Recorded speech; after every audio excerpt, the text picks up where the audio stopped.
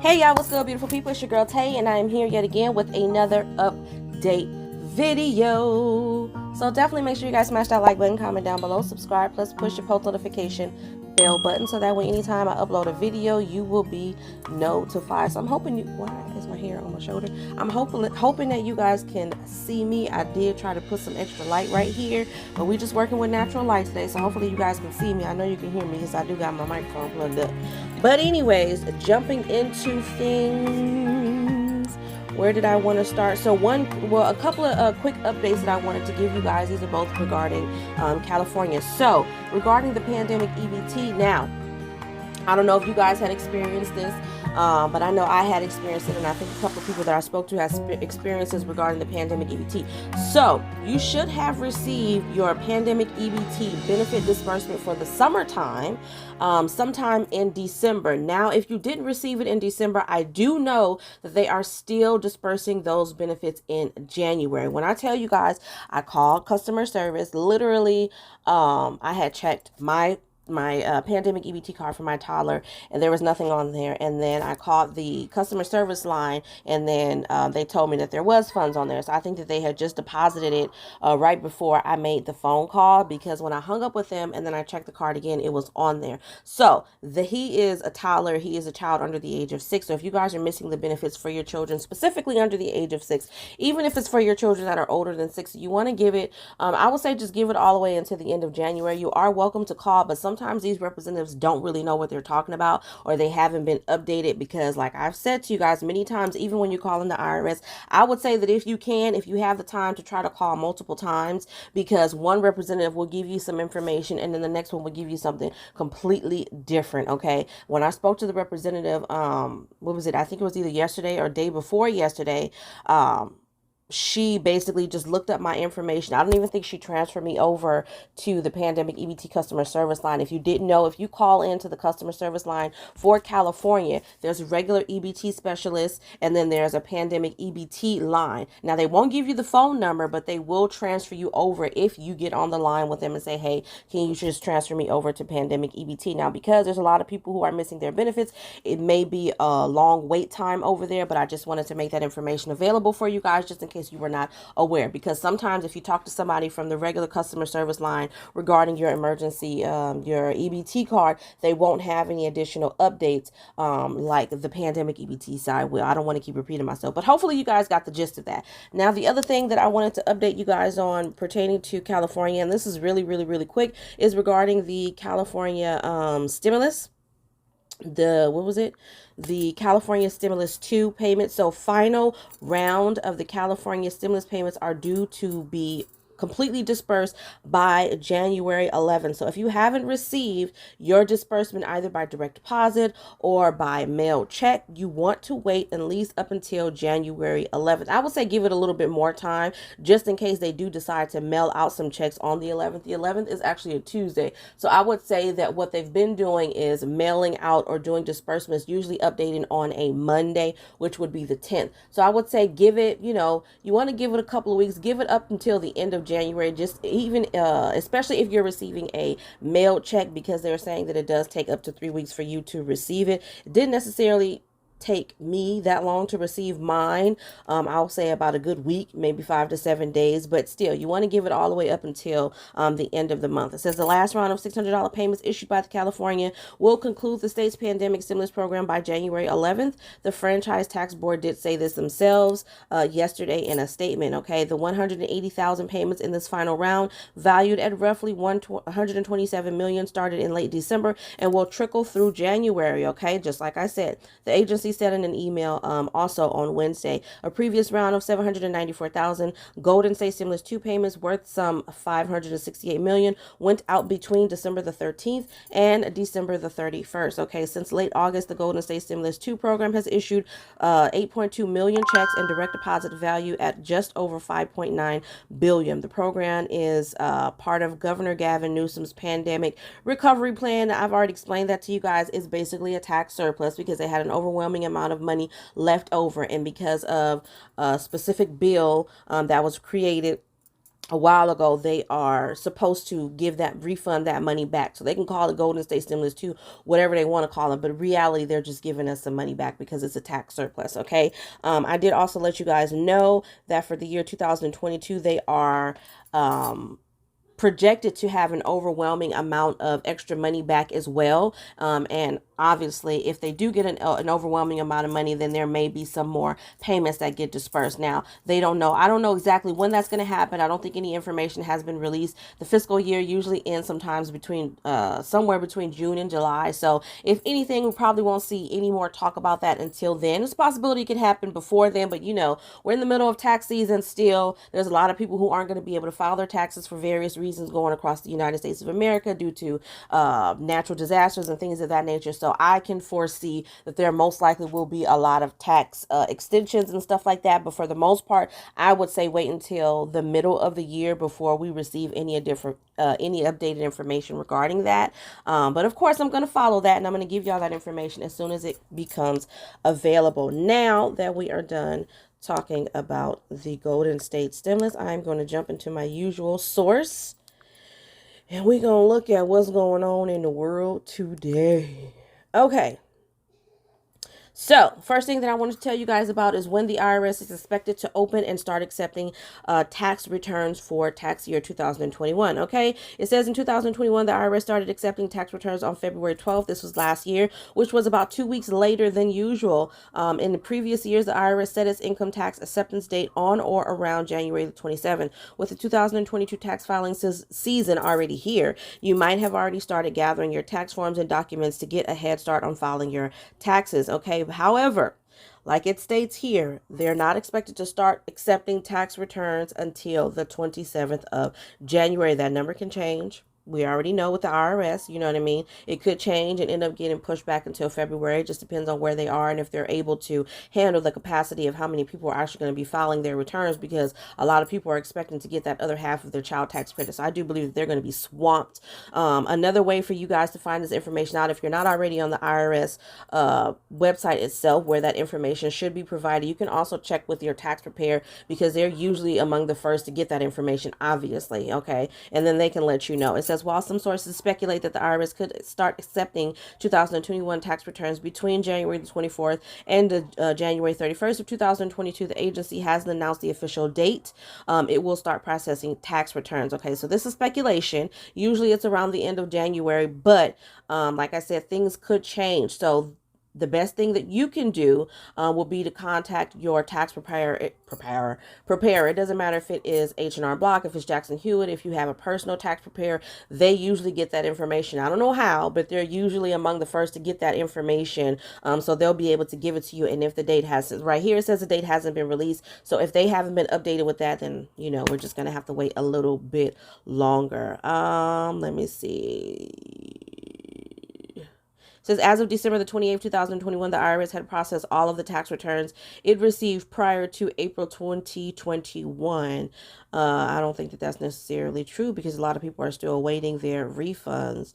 I don't know what tax year they're talking about either, because it doesn't really say, but essentially this means that the agency still has to process returns. Exactly. Okay, so here we go. Essentially this means that the agency still has to process returns that were filed after April. So everyone who managed to get their tax returns in the system before the end of April, or before April of last year, those tax returns have already pretty much been done and handled. But for everybody else who turned in their tax returns after April, they have yet to complete those returns. Okay, like I said, I said this to you guys yesterday, though, the IRS is severely behind right now. They're going to be behind forever. I think this is the worst it has probably been, at least since I've been alive and been aware long enough. And that's only because I filed taxes. But yeah, I guess we playing it by ear, because you never know with the IRS. In a recent press release, the IRS stated that it was also having to correct many more errors on tax returns than in previous years. So, I mean, that's pretty much all that I wanted to give you guys from this article. I know a lot of you guys were asking me about those documents that they're going to be sending out regarding your child tax credit advance payment, as well as the economic impact payment. I think I said that they were going to start sending those documents out towards the middle of January. Okay, so I would say start looking in the mail mail within the next week or two for those letters. And you're going to get 2 separate letters. One is going to be for your child tax credit if you receive those 6 months of payments last year. And then the other one is going to be for your economic impact payment. The only reason why these documents are important is because just in case you forgot or you don't know or whatever the case may be, and also for a few people who may actually lie and say that they did not get their stimulus when in fact that they did, they will have this documentation basically to corroborate with their story, if that makes any sense. Okay, so wait for those documents. Do not throw them away. I haven't asked my tax preparer if they are necessary to file my taxes. I think if you're not claiming anything additional on there, like if you go in there and you say, hey, I received all the stimulus I was supposed to receive, and you say, hey, I received all the child tax credits I was supposed to receive, then there really shouldn't be any issues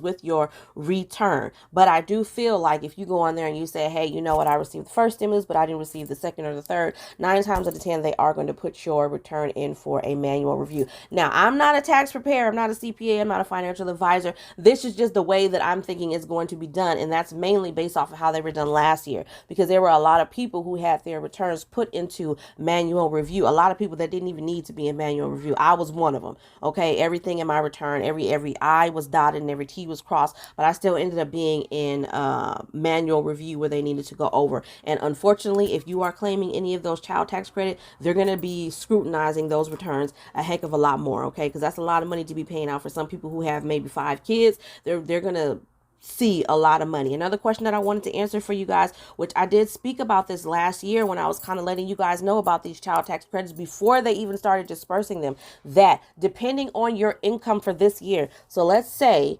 because they went based off of your 2020 tax returns, right? They can't go off your 2021 because you hadn't filed it yet. So if your 2020 tax return said that you were eligible to receive those payments, but let's just say you didn't work at all in 2021, then when you go to file your taxes, 9 times out of 10, you're not going to receive the other half of those child tax credits. And you may even have to pay that back because you don't have any income that suggests that you are eligible to receive those payments. Okay. So I'm just, warning you guys. I did do some research on that, and I did let you guys know about that in a previous video. So yeah, I did want to answer that question for you. Now, moving on. Was there anything else? One more thing. This came out a couple of days ago. I did tell you guys, Joe Manchin basically has drawn his line in the sand. He reiterates that he won't support the enhanced child tax credit without a work requirement. I told you guys about his work requirement. He wants parents to be working with an income cap of $200,000 a year. And I believe that he kept it at W-2 work. So if you are an independent contractor, I think that that will automatically disqualify you from receiving the child tax credit boost. Okay. Now, it has not been passed. Okay. They've put that bill on hold. It's a part of the Build Back Better plan. The child tax credit enhancement was included in that. Okay. But because it's on a back burner right now, it has not been approved. They're not even talking about it right now. They're figuring out how they're going to be able to pass these bills basically by bypassing the opposition that they're going to have in the Senate. So they're not going to bring that back into on the table until sometime in March. I think I read that to you guys yesterday. So I just wanted to let you guys, keep you guys updated on that. But yeah, Manchin is saying, nope, I don't care. I think that there should be a working requirement. And I do agree to a certain extent that there should be a working requirement. But I feel like whatever work that you do, as long as you can verify it, like if you do DoorDash or Uber Eats or something like that, you get a 1099 form every year that says that you got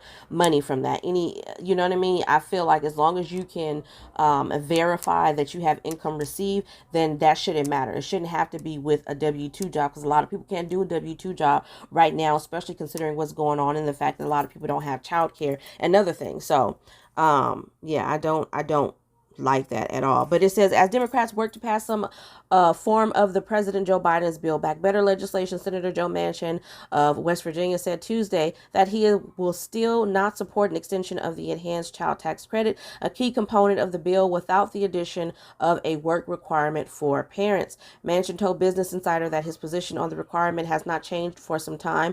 Democrats need all 50 senators on board to pass their legislation via the reconciliation process. So if he doesn't jump on board, then they basically can't pass this bill with the reconciliation. Then they would basically have to do it the way that they were doing it before last year when Trump was in office, making it a heck of a lot harder and 9 times out of 10 keeping it going back and forth across the table, trying to negotiate, taking things out, putting some things in, adding this here, taking something out. That's looking like what it's going to be if they can't get Manchin on board.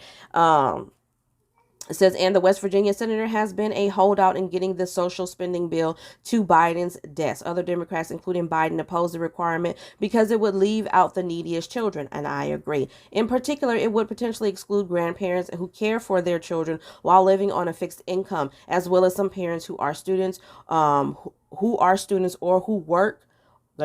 Who are students or who are disabled and cannot work. In addition to a firm work requirement, Manchin has also called for the household income cap of around $60,000 to receive the credit. It was $200,000. Now it's $60,000 to receive the credit. So I think obviously it would be double that if you're married. So $120,000 for a married couple. Specifics on what exactly the work requirement would entail haven't been made public yet. The requirement would mean that the poorest Americans would not receive the payments, though they are ostensibly who the enhanced credit was aimed to help. So again, this is just an attempt for people in the White House, at the Capitol, wherever it is that they work, I really don't care, to keep out people who are living below the poverty lines. Because why do people who are already, and I'm not saying this to be rude or anything like that, $60,000 just doesn't do nowhere near what it used to do in the past, where everybody knows that the cost of living is going up. It's going to continue to arise.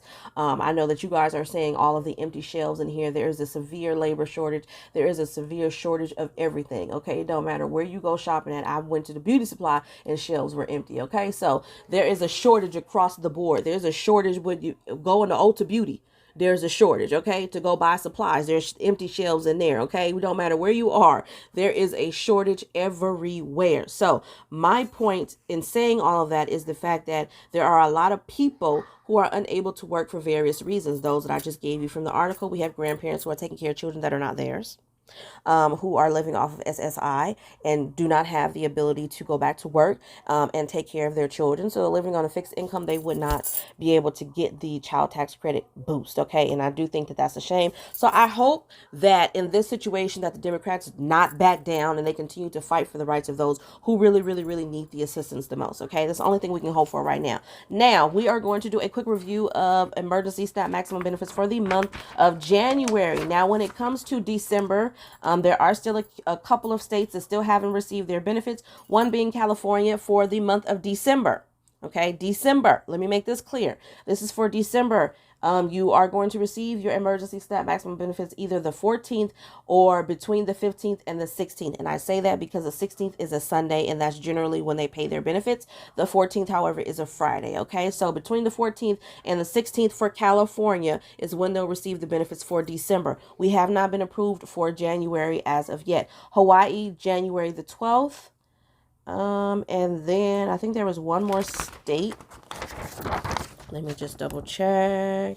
Nope, I think that's it. Everybody else was paid in December. For West Virginia, for December, there's going to be a final run January the 12th, just in case you missed out.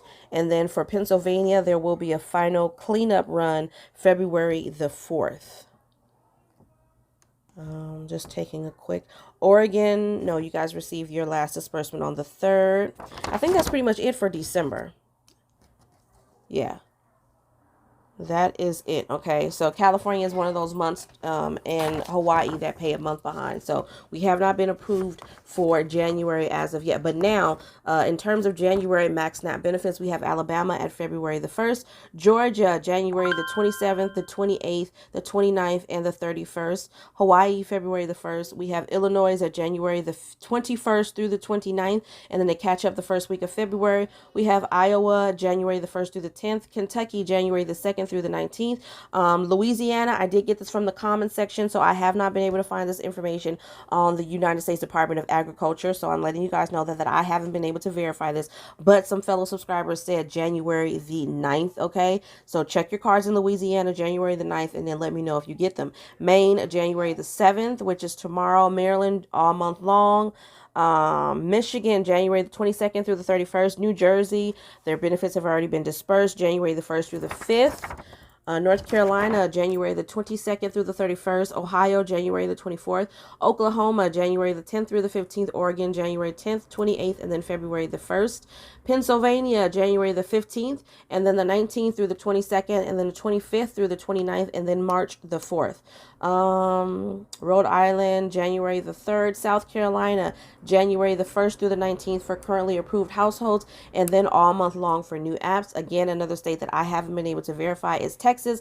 Some fellow Texans said that they started distributing those benefits as of January the 4th. Now, if I go based off of the payout dates for Texas from previous months, it's usually between the 4th and the 7th of the month, but they always release a statement saying that the benefits will be on your card by the end of the month. So I think that it's safe to say that even though I haven't verified this information on the USDA, but some people are saying that they actually received their benefits on the 4th. If you live in Texas, it doesn't hurt, check your card, because your benefits may actually be there. Okay, it's going to be from the 4th to the 7th, which is tomorrow, but give it all the way up until the end of the month, because they may continue to do disbursements for any cases that they missed. Okay, Virginia, January the 16th. Washington, January the 2nd through the 20th.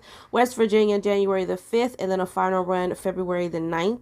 Wisconsin, January the 22nd, and then a final run March the 12th. And then Wyoming, we have January the 2nd through the 5th, which is already passed, but it would have been based off of the first initial of your last name. And that is absolutely all the updates that I have for you guys today. I did notice a question in the comment section as I was going through. Some of you guys were asking me about a utility assistance. If you want me to look up utility assistance for your particular state, then drop your state down below. I will go through all of those comments, and then we'll go through that tomorrow in a separate video. Okay, to be perfectly honest, if you have internet access, you can probably look up utility assistance in your search engine, whether that's Bing, Google Chrome, Internet Explorer. Just look up utility assistance, or look up HEAP, which is what it's called. Depending on where state you're in, it's either HEAP or LIHEAP. Okay, you want to look that up, and then it should give you some more information. But if you still want me to do that for you, I absolutely don't mind. Just leave your state down below so that I know what state to look up, and then I'll give you guys that information tomorrow in tomorrow's video. But on that note, you guys, I'm going to say, as always, if you haven't already, don't forget to smash that like button, because it really does help to let YouTube know that you like what I'm doing and you want me to stick around. Okay, and on that note, I'm going to say, remember to live, love, and elevate, and I will definitely see you guys in the next video. Peace, y'all.